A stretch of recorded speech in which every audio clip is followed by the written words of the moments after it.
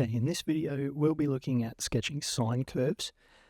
Although the ideas that we'll look at in sketching sine curves are pretty much the same thing when you're doing cosine as well, just with slight shifts around, but the general ideas are the same. So you can carry those over. So what I've got here is our general sine function there, where we're allowing for an amplitude of A that's going to stretch or compress this graph vertically. There's also a vertical shift down the end here of K, that just moves everything up or down.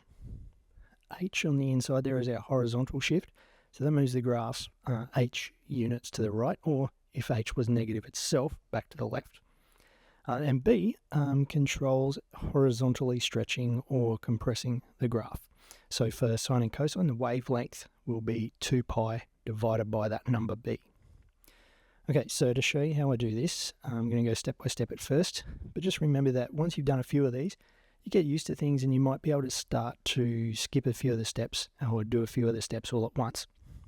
So I'm going to work on an example of sketching y equal to 3 sine 2x minus pi on 4 plus 1. Okay, so what I'm going to do is start by sketching the axes for the graph. But what I want to do is I want to make sure the axes I set up are going to be just right for that graph that I'm doing, this function that I'm doing. So we're going to use the usual tick marks for sine and cosine, so that's like pi and 2 pi, and then pi on 2 and 3 pi on 2. But I'm also going to leave space because I know that I've got an amplitude that's not 1, so it's going to be stretched vertically. I've also got this shift plus 1. It's going to move things vertically. And I've also got a compression factor in there that's going to change the period of the function. Okay, so to figure out what my axes need to look like, I'll start by looking at A and K, the amplitude and the vertical shift. And the amplitude of 3 means that I know I need to go up to 3 and down to minus 3. But with a vertical shift of plus 1, I actually need to go up to 4. And I only need to go down to minus 2. So I need to have my vertical axis set up for that, minus 2 to 4. I've also got B equal to 2, so that means that being bigger than 1 means that I'm going to be compressing the graph, so it's going to be having a period of 2 pi divided by that number, pi. 2 pi divided by 2 is pi. So I need to leave some space on my horizontal axis to make sure that I don't get everything too squished up. Okay, so let's check out what that might look like. I'm going to go probably like this with my vertical axis and my horizontal. There we go. The horizontal's X and our vertical's Y. Now remember I said I need to go up to 4 on the vertical axis and down to minus 2. So there's going to be minus 1 in there. 1, 2, and 3. Okay. And looking at those, we need there's 5 sort of specific points that we want to look at in a sine graph.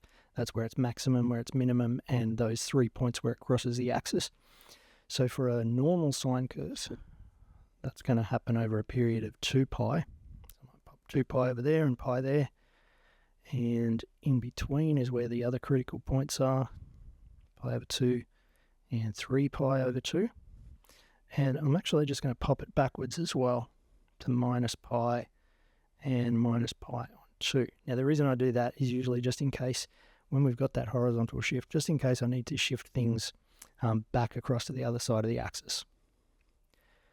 Okay, so the way I usually go about this, start off just with a basic sine curve, so just regular old sine of x. So sine of x starts at 0, 0, has a maximum of 1 above pi and 2, back to 0 at pi, down to a minimum of minus 1 at 3 pi and 2, and back up to 0. So looks like something like that. Okay, and if you want to go back this way, also extends through like that. And of course keeps going all the way in both directions as well. Now I've done that in pencil because actually later on I'm gonna rub that out because that's not what we're plotting, that's not what we're sketching this function. I'm going to build it up step by step. Okay, so there is sine of x right there. Next thing I'm going to do is adjust for the amplitude of 3. All that does is basically for every single x value, the corresponding value of the function y is multiplied by 3. So things like all these zeros don't change. 0 times 3 is still 0. So we're still going to be passing through at the same points. Okay. Minimum and maximum, though, we're going to multiply those up to 3 and down to minus 3. Okay. And over here down to minus 3 as well. All right. So same sort of thing. I'm going to go all the way down here, up here, still through the same zeros, down to minus 3 and back up to the 0. So that dotted one that I've got there, it's not really very visible.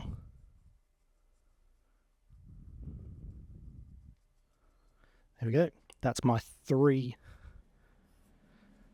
sine of x curve. Okay, so just multiplying by 3 to get that amplitude in there.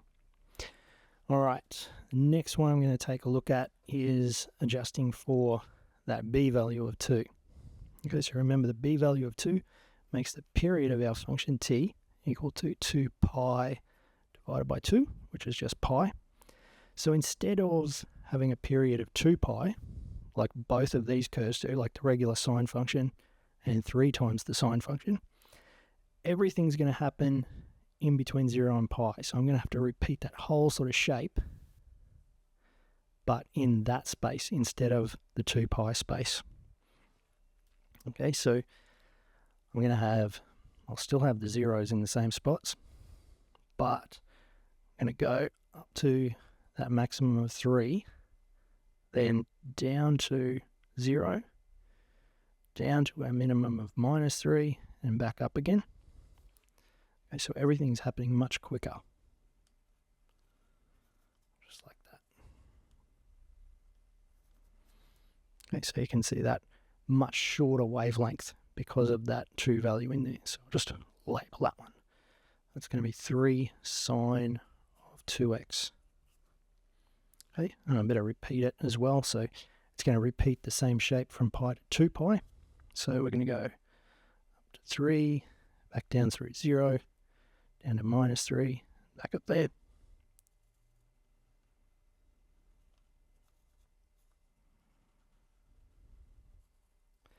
And the same thing going back this way. We're going to go minus 3, 0, up to 3, back to 0.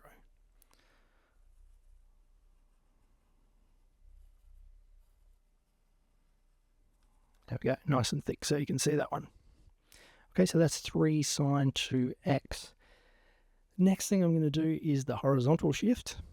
Okay, so remember it's minus pi over 4. That's going to move everything to the right by an amount of pi over 4. So the way I'm going to show that is to move all of our key points, the ones I've been using all along, the zeros and the maximum and minimum. I'm going to move them by pi on 4 to the right. Okay, so pi on 4 to the right is, well, pi on 4 is halfway between 0 and pi on 2. Okay, so I'm going to go in there, and that's where my 0 is going to move to now. So there we are at 0. Okay, my maximum is going to move over pi on 4 spaces to here. That 0 is moving over pi on 4. The minimum is moving over by a space of pi over 4. And my 0 there is also going to move over by a space of pi on 4 as well. Okay, so there we are there. All right, so slot in that first period of the function. There we go. Okay, and the same things are going to happen for all of the rest of them as well. So this minimum is going to move over pi over 4. This 0 will move over pi over 4. Maximum moves over pi over 4. And the 0 moves over pi over 4. Okay, so we get a dashed line. There we go, joining up. And the same here, so over pi over 4, over pi over 4, and over pi over 4. So hopefully you can see that dashed curve is the same curve as this solid one, but it's moved across. So it's like we've grabbed it and moved it across by a space of pi on 4. All right, so I'll label that one too. That's 3 sine 2 x minus pi on 4, which you can see is almost exactly what we want. Okay, the only thing missing now is our vertical shift. So I'm going to switch to pen now, and we'll get our last curve that we actually want, and that is to move everything vertically by one space. So again, I'm going to work with those key points, the zeros and the maximum and the minimum, and I'm going to move them all up by 1. So I'm going to move up by 1.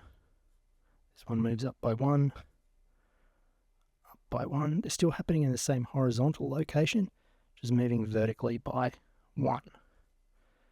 Okay, vertically by 1. Okay, vertically by 1. 1, 2. Okay.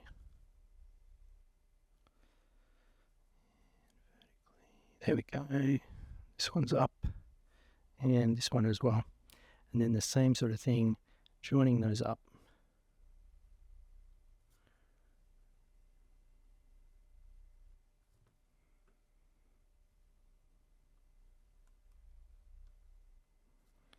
And you can see it's sort of following the same path as the dashed line, but of course just moved up vertically a little bit.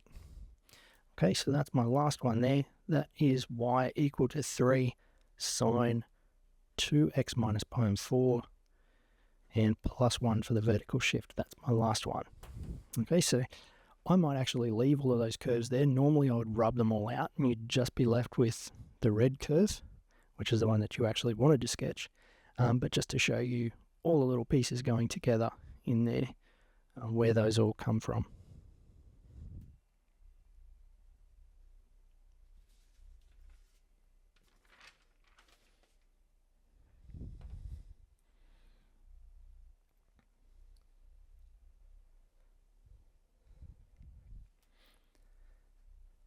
All right, so just to summarize what I've done there, the process I go through usually is my first thing, I change color. First thing is I set up my axes. So axis setup. Then I just put in the old standard sine of x. If you're doing cos, you'd do the standard cos x graph. Then I look at a times sine of x, so I adjust for the amplitude. Then I want to look at a times sine of bx, so I bring in that change to the wavelength or period, the horizontal compression or stretching. Next up, I want to look at the horizontal shift, so I bring that in, and then finally moving that vertically if you've got a vertical shift. Okay, so following through that sort of stages, you get the same sort of setup with your graph. And of course, if one of those particular pieces isn't there, so if you don't have a vertical shift, you don't have to do the last step. If you don't have a B that's different from 1, if B is just 1, that's fine. You just don't need to do anything in terms of compressing or stretching horizontally. Earlier I was saying that when you get used to doing this, you might start to do multiple steps in one go. So a lot of people will quite easily jump through these 2 steps at the same time. Instead of having to plot out that regular sine curve in there, they might just go straight to the a sine x. And the more practice you do, I guess, the more that you'll be able to do in one go. Eventually, some people can even just do the whole thing all at once and see it in their minds as well. Okay, so that's sketching sine curves and cosine curves, going through amplitude, horizontal and vertical shift, and a period change as well.